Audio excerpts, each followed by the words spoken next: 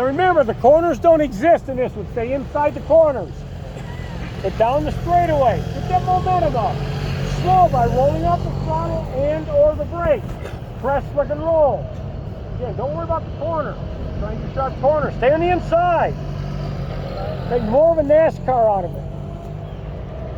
Yeah, stay to the inside. More of an oval.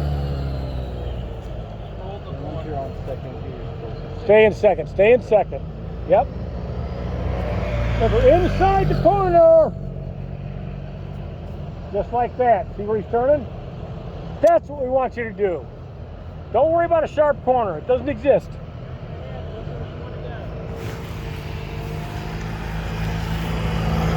That's it. Inside the corner. Just like he's doing. Stay inside the corner. There goes the sharp one. It could be. But there's, you get too close, back off of that straightaway. Good way to do it. But when you make these turns, turn your head and look. Once you get that concept going, oh my God. All right, you guys,